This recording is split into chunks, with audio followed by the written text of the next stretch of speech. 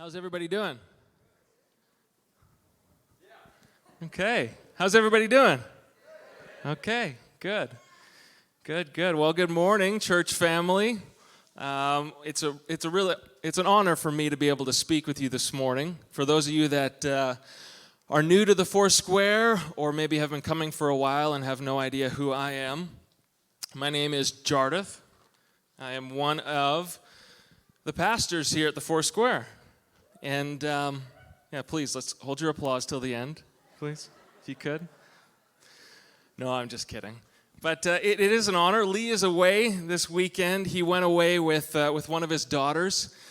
I'm just assuming it's some sort of like a father-daughter discipleship trip or something, but he said he went to Calgary to an event called Comic-Con. And so I tried looking it up. I'm assuming it's just a lot of altar calls and altar ministry and stuff. But no, he's away at Comic-Con, and that's the last that I'll make fun of that. But so this morning we have limited time, or at least I'm sure you hope it's limited time.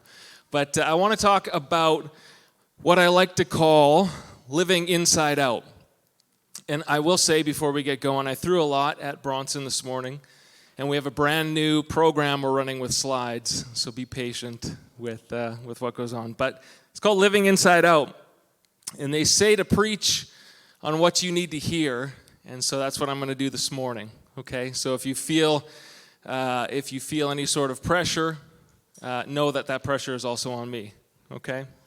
But I don't know about you guys, but this season of life for me and my family has been probably the craziest season so far. Anybody else feel like life is more in control of you than you're in control of your life in this season? Okay, good. Yeah, one other person. Wow, right on. You guys should be up here preaching. No, but it is one of those things. We have two small kids, and so it's just crazy. Sometimes you can feel like ships passing in the night, or you feel like you just kind of want to get off of the train. You feel like you're on, I'm going to throw all the metaphors out here. You feel like you're on a merry-go-round, and it's just going, and you want to get off, right? Anybody else feel like that sometimes? Okay, couple more. All right, we're getting somewhere. We spend so much time working on our external lives that we almost forget that we have an internal world, right? We spend money, we spend energy crafting and building our external worlds. Think of the amount of effort and time you have spent creating and curating your world, right? Your external world. Now maybe you're thinking that you wish you would have spent more time and curated a world where it didn't snow in April and May, right? You would have went somewhere else. But this is your world, right? We focus on our external man and our physical world. We'll work our fingers to the bone to provide a better life for our kids, right? We think about generational wealth. We want to pass on good things to our children and our grandchildren. But how often do we think about passing down the effort and the priority that we've put into our internal world, right? The spiritual legacy that we can pass on to our kids and to our grandkids. How often do we connect with people solely on the external, right? Yet the majority of the time we spend operating from the internal world. We don't focus on it, but that's exactly where we operate from, right? We just can't escape it. We often connect with people on the external. And how many times do we connect with people on that deeper internal level? How many people are wandering around that are trying to fill the void on the external, and they don't even realize that there's this internal world that they have? In Luke 6:45, it says, "A man brings good things out of the good stored up in his heart, and an evil man brings evil things out of the evil stored up in his heart. For out of your mouth speaks what is in the heart, or for what the mouth speaks, what the heart is full of." So in that verse alone, we see that it matters what's going on the inside of us, right? Because if it's inside of us, whether we like it or not, if it's inside of us, it'll eventually what? Come out of us. You can speak a little bit. It's okay. I won't tear you down. If it's inside of us, it'll eventually what? Come out of us. There we go. Don't speak too much, okay? You'll throw me off. We need to be willing to acknowledge the existence of our soul, right? I'd like to stand up here and tell you that I assume that just because you're here on a Sunday morning, that you do that, right? We just assume that. Somebody comes to church, they obviously have it all together, right? I'd like to assume that because you woke up with your families or by yourself or whatever, and you made a priority of being in church this morning, I would love to assume that you have a deep, rich, cultivated inner life, right? But you know what they say about assuming? I actually don't. I just assumed you would know. I don't know. So this morning I've compiled a list of the 3 biggest things in my mind. There's a lot more, but the 3 biggest things in our culture that war against a deep, vibrant, internal world, right? They war against us having a soul that's completely alive and fully engaged and a life that is lived to the full. I don't know about you guys, but I really like lists. Lists are especially like, that's like clickbait 101, right? Lists, you see like the 5 ways you know you're a good parent, or like the 7 things you need to see before you die. My personal favorite is the 10 habits of every billionaire. Anybody else seen those ones? 10 habits of every billionaire. And I always click on that one, and it's usually like one of the first things I'll read. It's like, every billionaire wakes up before 5 a.m. And I look at it and go, millionaire. I'll just settle for a millionaire, right? No, but the first thing on my list of 3 things that war against our inner peace, that war against our inner man, first thing is our focus. Is it up there on the screen, Bronson? Our focus. That's this constantly distracted mindset that we have. It's a thing of, doesn't matter where you are, like you're with your wife or your kids or you're with your friends and you're thinking about work, right? And then the next day you're at work and you're thinking about your wife and your kids. All right, it's this constantly distracted mindset. Focus is a vital part of creating a healthy inner world. And not just focus on 2 good things or multiple good things, but trying to not focus on the wrong things, right? Things like fear, envy, gossip, jealousy, pride. I mean, all you have to do is turn on the news nowadays and you realize what the world is dwelling on, right? The world's dwelling on things that terrify us. No wonder that people are so hopeless and anxious and afraid all the time, because all we're dwelling on are the negative things. It's like the kid, when I was a little kid, you know, if somebody was telling a ghost story, I didn't want to hear it, but I absolutely wanted to hear it, right? And you go, okay, don't tell me, but okay, tell me. I really want to know. And you listen to this and you're fixated on this, and then later that night you're terrified in bed and you can't move, right? This is exactly what we do. We're terrified by these things, but yet we focus on them, and then we wonder why we're so anxious and afraid. In Isaiah 26:3, it reads, "You will keep in perfect peace all who trust in you, all whose thoughts are fixed on you, all who focus on you, all whose minds are focused on you." So guys, it matters what we focus on. In Philippians 4:4-9, it says, "Rejoice in the Lord always. I will say it again, rejoice. Let your gentleness be evident to all. The Lord is near. Don't be anxious about anything, but in every situation, by prayer and petition, with thanksgiving, present your requests to God. Come to God with your requests, and the peace of God will transcend all understanding. It'll guard your heart and your mind in Christ Jesus."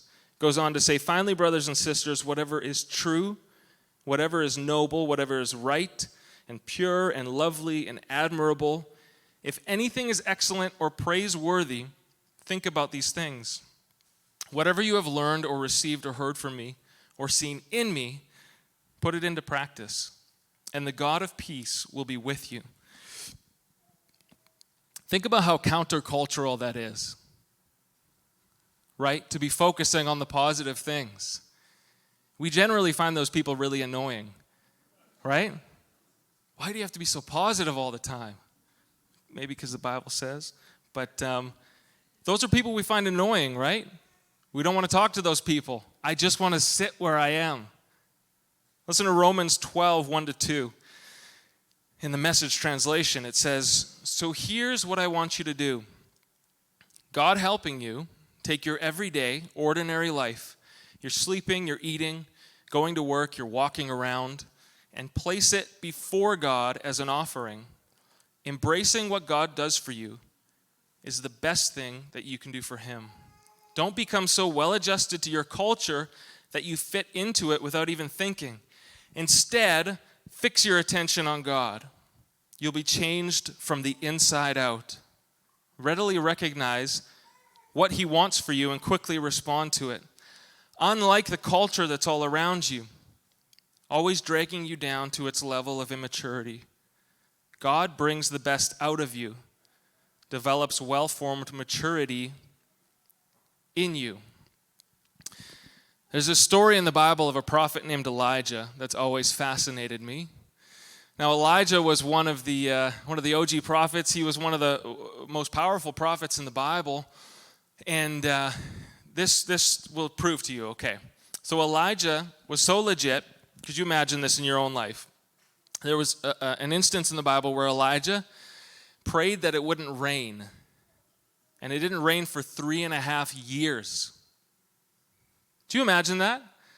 Praying for rain. Like some of us pray for rain and we don't get it, right? Or it rains for a day and it's awesome, right? He prayed that it wouldn't rain and it didn't rain for 3.5 years. I think as a prophet, I would just retire after that, right? I would hang up my cloak or whatever they wore. I would just retire. I would be like Tom Brady if he actually retired after he won the Super Bowl. But go out on top. But there's a story in the Bible about Elijah where he's essentially, there's these people that worship a false god, and then Elijah that worships the one true God, right? And they're kind of warring back and forth to see who is the one true God. And there's the prophets of Baal who worship Baal, and then there's Elijah.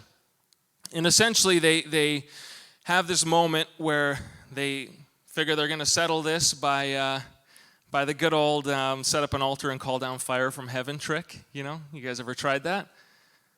No? Okay. But they do this. So they set up this altar, and the prophets of Baal go first, and they try to call down fire from their god, and they get so desperate that they begin cutting themselves because they think it'll appease their god. They think that it'll call their god to action. They start harming themselves. And during this, Elijah is taunting them the whole time, right? He's making fun of them. He's trash talking them a little bit. That's how confident he is in this moment, that God will show up. So that doesn't work for the prophets of Baal. Nothing happens. And so then Elijah says, okay, this is my turn. And he's even so confident that he sets up this altar, and then he gets them to dump water on it. Not one time, but 3 times they dump water all over this altar, right? So then we pick up this story in verse 36 of 1 Kings 19. It says, "At the time of sacrifice, the prophet Elijah stepped forward and prayed, 'Lord, the God of Abraham, Isaac, and Israel, let it be known today that you are God in Israel, and that I am your servant, and have done all these things at your command. Answer me, Lord, answer me. So these people will know that you, Lord, are God, and that you are turning their hearts back again.'" And then in verse 38, it says, "Then the fire of the Lord fell. It burned up the sacrifice, the wood, the stones, the soil, and also licked up some of the water in the trench. When all the people saw this, they fell on their faces and cried, 'The Lord, he is God, the Lord, he is God.'" And then it goes on to say that all the prophets of Baal get killed, and Elijah is having a pretty awesome time. Now you would think after this this moment that Elijah's faith would just be massive, right? You think he wouldn't question ever again in his life. 3.5 years of drought, and then something like this, you think he would just be like rock solid, right? Right? Some of you guys know the story. So then what happens is, after this, word gets back to the queen at that time, Queen Jezebel, who was the one that brought in the worship of Baal. She was the one that wanted them to worship Baal. So word gets back to Jezebel, and she's upset about it.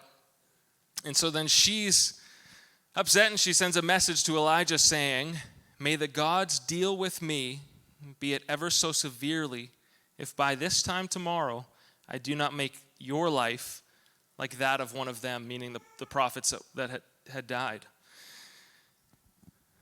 And you would think that Elijah would just go, "Well, you know what, I'm good. I just saw fire come down from heaven and I'm fine. You can't really touch me." But what happens? He gets so afraid that essentially through a series of events, he runs into a cave and he asks God to kill him. He becomes depressed after this. A man that just saw God move in such a powerful way, now he's lying in a cave asking God to take his life. How can this happen, right? Elijah lost focus of the thing that was giving him life and began to focus on the thing that was threatening his life. Jezebel's threats, they were legitimate threats, right? She was a powerful woman, but what Elijah chose to focus on in this moment in his inner world ultimately caused him to run into a cave begging for God to end his life. Guys, what we focus on matters. The second thing is isolation. Second thing that wars against us. Wars against our inner world is isolation.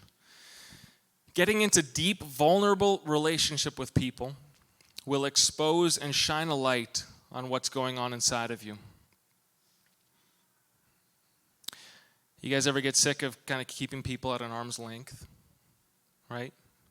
Maybe you're thinking this morning, the reason I'm not sick is because I keep people at an arm's length, right? No, but you think that if I come too close, then it might expose what's really going on inside of me. You ever gotten into that cycle of small talk where the conversation could go deeper?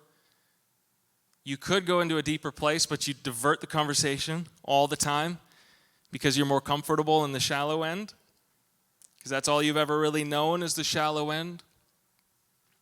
In Hebrews 10:23-25, it says, "Let us hold unswervingly to the hope that we profess, for he who promised is faithful. And let us consider how we may spur one another toward love and good deeds, not giving up meeting together as some are in the habit of doing, but encouraging one another, and all the more as you see the day approaching." When our youngest, Jude, was just small, we began to notice he would have these rashes on his body or these hives that would kind of cover his body, and we didn't know what the problem was. We tried, changing some of the food he ate, and we tried changing some of the laundry detergent that we used or his clothes, or we tried all sorts of things, and it never really seemed to work. And one day we took him in. It was stupid looking back on it now, but we gave him Greek yogurt. We're like, you know what? Let's see what happens with this. And we gave him some yogurt, and are those pictures up there, Bronze? You can see that was some of what happened. There's some ahs. But that would happen. And we ended up taking him into emergency, and still we didn't really know what was going on with his body. And what would happen is he would have these reactions. He'd have these symptoms of a deeper issues going on, and we would, give him whatever we could to kind of buy time. At first, we would just suppress it, right? We would suppress his reactions. We try and deal with the reactions. We try to deal with the symptoms by throwing something on it. And it wasn't until we looked deeper into what was really going on that we could avoid and deal with the root of the issue of what was going on, right? We would try to numb the reactions. But then we began to look deeper to what was really going on, and we were able to deal with that. How many of us do the exact same thing in our spiritual lives? We have reaction after reaction after reaction. We get these spiritual hives, and what we try to do is we try to numb the symptom. We try to deal with the symptom instead of actually looking deeper into the root cause of what's going on. Right? We would prefer to have a reactive route of dumping, some Benadryl on it or something. We scroll Instagram, we binge Netflix, we gossip with our friends, we self-medicate with food, or we work ridiculous hours to numb, and we no longer have to think about the deeper issues until the next time we have a reaction, right? Then the third thing this morning is busy, busy, busy.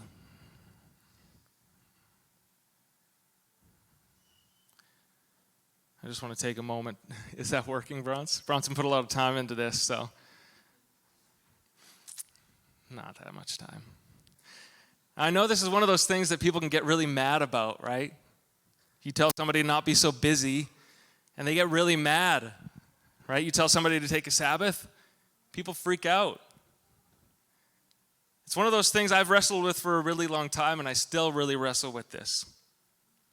This is one of those things for people it's hard to let go of, because a lot of times this is directly tied to our self-worth, right? We love to be busy. We love to think about the hustle. We love to talk about how much we have going on. We love looking to people on social media who are working really hard, and we idolize these people, right? We look at it as some sort of ideal. Why? I believe because to us it proves that we have value in our lives. Right? It proves that our lives are valuable. Our identity is so wrapped up in how much we have going on. I really love working hard. Maybe when I was a kid I didn't like it. But I like working hard now, and it would be one of the worst things for people to call me lazy, right? I hate feeling like people think I don't work hard. But we've swung way too far the other way. What are we trying to prove? You guys ever been so busy that when you finally get a day off, it doesn't feel right? You finally get a day off and you can't relax. You're so restless. You can't rest because you're so restless, right? Because you don't even know what it feels like to not do something all the time. It's not healthy. Ambition becomes our idol, and our misplaced sense of purpose pushes us to the point where we no longer have time to stop and connect with our true purpose. I'll read that one more time. Ambition becomes our idol, and our misplaced sense of purpose pushes us to the point where we no longer have time to stop and connect with our true purpose, connection with God. It really is a sickness in our culture. In Mark 8:36 and 37, Jesus is talking to a crowd, and he's talking to his disciples, and he says, "What good is it for someone to gain the whole world, yet forfeit their soul? Or what can anyone give in exchange for their soul? What good is it to gain the whole world and yet give up our soul?" There's a book I read a couple of years ago by a guy named John Mark Comer. And it's a book essentially on this topic, how to stay emotionally healthy and spiritually alive in the chaos of modern world. The book is called The Ruthless Elimination of Hurry. Really catchy title. But I think he titled it that so you'd have to actually slow down and read it. But he has a couple quotes in this book I want to read this morning. The first quote says, "Because what you give your attention to is the person that you become." Put another way, the mind is the portal to the soul, and what you fill your mind with will shape the trajectory of your character. In the end, your life is no more than the sum of what you gave your attention to. Now that bodes well for those apprentices of Jesus who gave the bulk of their attention to him and to all that is good, beautiful, and true in the world, but not for those who give their attention to 24-hour news cycles of outrage and anxiety and emotionally charged drama, or the nonstop feed of celebrity gossip, titillation, and cultural drivel. I read that word as fast as I could. And then he goes on to say, as if we even give it in the first place, much of it is stolen by clever algorithms to monetize our precious attention. But again, we become what we give our attention to, for better or for worse. There's another quote in the book where he says, for many of us, the great danger is not that we will renounce our faith. Right? We're not going to renounce our faith. It is that we will become so distracted and rushed and preoccupied that we settle for a mediocre version of it. We just skim our lives instead of actually living them. Corrie ten Boom once said, this was an incredible woman of faith. She wrote a book that terrified me as a child called The Hiding Place. But she once was quoted saying, if the devil can't make you sin, he'll make you busy. Right? If the devil can't make you sin, he'll make you busy. I want to clarify this morning that busyness isn't limited to being busy with bad things, right? Being busy isn't necessarily a bad thing unless it takes away from the focus, right? I was taken back a few months ago or a few weeks ago, I can't remember exactly what it was, but I was asked to do an exercise where there was these two circles. There was one circle that was called being, and one circle that was called doing, right? Being and doing. And I was encouraged to take all the things that I do, all the things of my life, to do with, this was specifically with God in this case, and to put them in one of these two circles, being or doing, right? And as I began to do this, I soon realized that everything began to fill up in the doing circle. Right? Doing all these things for God. Being at church, leading worship, coming to the church and doing things. The doing filled up really quickly, and the being was almost entirely empty. Guys, church can become an idol just as quickly as anything else can. Being in church on a Sunday morning, hanging out with friends, that's great. But that can become an idol and distract from the purpose too. C.S. Lewis puts it this way. We don't come to church to be a church. We come to Christ, and then we are built up as a church. If we come to church just to be with one another is all we'll get. And it isn't enough. Inevitably, our hearts will grow empty and then angry. If we put community first, we'll destroy community. But if we come to Christ first and submit ourselves to Him and draw life from Him, then community gets traction. We must realize that church isn't the reward, right? Heaven isn't even the reward. Christ is the reward. The goal is deep relationship with Christ, where we connect our souls to Him, and out of that flows all the goodness. Let's get the band to come up for a second. In 2 Corinthians 4:16-17. This is an encouraging verse, okay? Therefore, we do not lose heart, though outwardly we are wasting away, yet inwardly we are being renewed day by day. For our light and momentary troubles are achieving for us an eternal glory that far outweighs them all. So focus on Christ first. The second, Christ brings us into Christian community, right? But we can never forget we need to slow down long enough to hear God's gentle voice and discover the rhythms of His grace. So I want to ask you guys this morning, where are you at? Right? Have you been trying to live your faith from the outside in? Have you forgotten that your soul is longing for a deep connection with your Creator? The one who breathed life into your weary soul, the one who reached down and pulled you out of the miry clay. Are you sick of doing things for God in an attempt to find value in your Christian walk?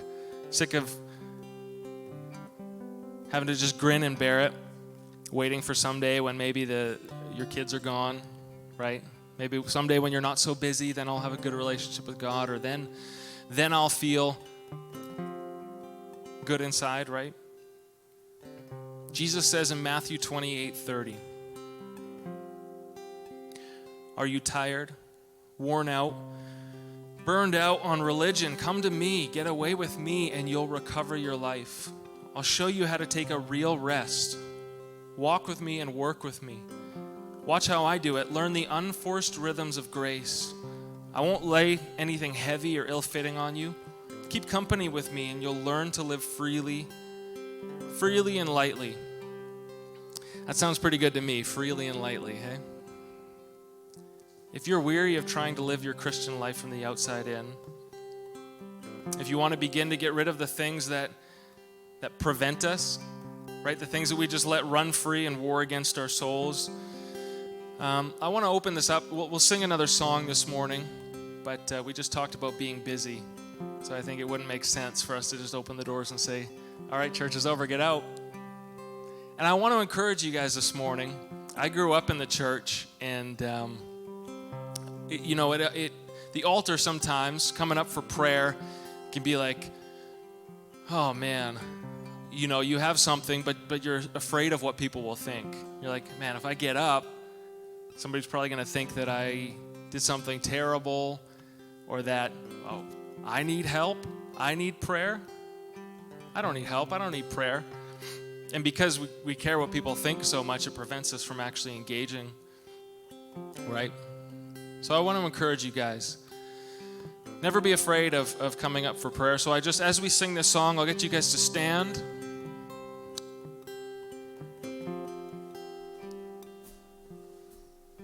And we'll maybe turn the live stream off now. Bye, everybody on the live stream. I just want to take a moment. Fran, if you wouldn't mind coming up. If anybody needs prayer, if anybody's weary, worn out, tired, you've forgotten that you actually have an inner man, right? We just want to take a moment. If your life hasn't reflected the fruit of the Spirit, right? If your life doesn't reflect love and joy and peace, patience, kindness, goodness, faithfulness, gentleness, and self-control, remember that fruit doesn't grow from the outside of a tree. Fruit grows from the inside of the tree first, right? Okay. So if you want prayer, you can come up. If not, I'll close us after this song is done.